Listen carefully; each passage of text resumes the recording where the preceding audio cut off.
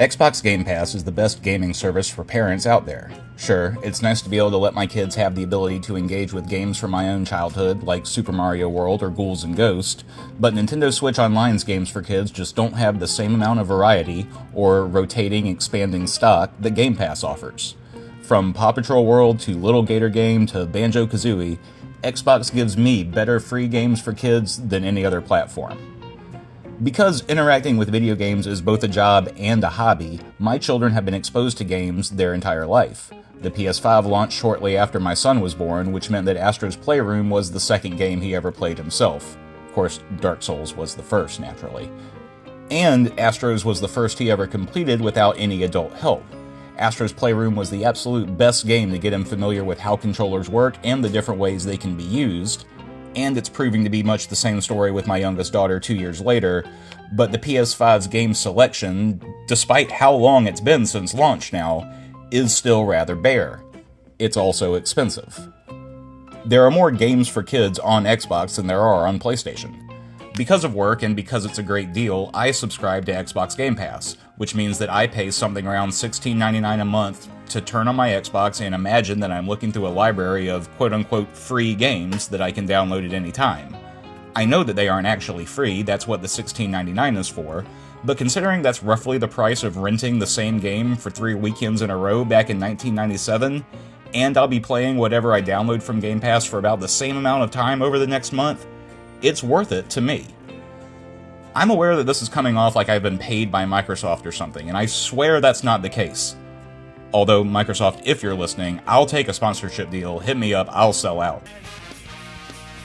It's just honestly how I feel about it. Being a parent, especially a parent of 3, is expensive already. Games are expensive. When you want to play games with your kids and your kids might not want to, might not be able to, or might not necessarily be old enough to play the same games you want to play, you need to find the best alternate option. For me, looking for kids' games on Game Pass is that solution.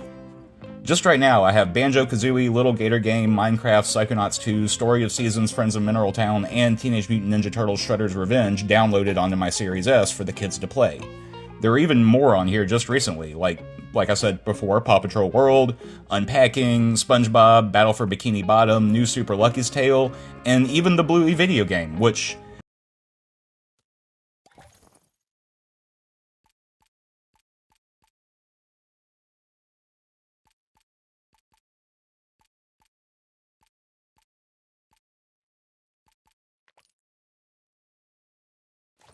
Ready! Hooray! Wow, boy, am I glad I did not pay a retail price for that.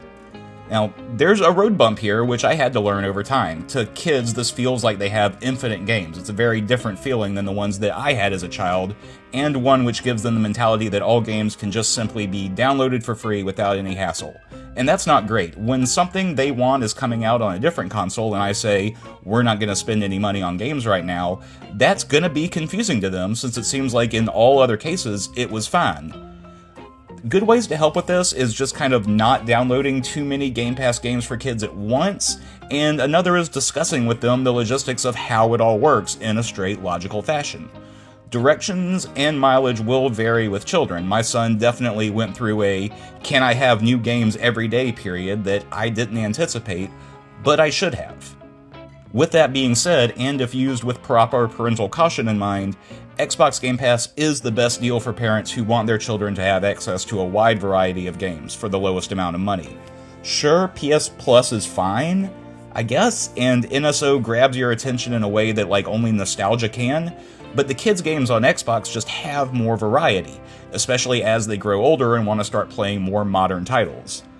If you can think of a better video game subscription service for parents yourself, please let me know what that is in the comments, because I sure can't. And I'm cheap, so I want the best deal possible.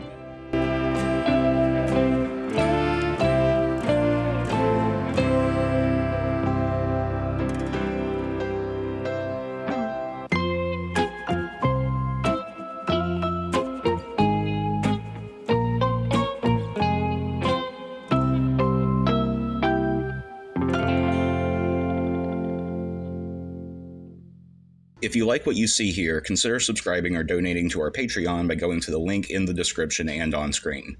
Your support helps make videos like this possible. Thanks again, and don't forget that various species of worms like to live inside the bodies of other animals.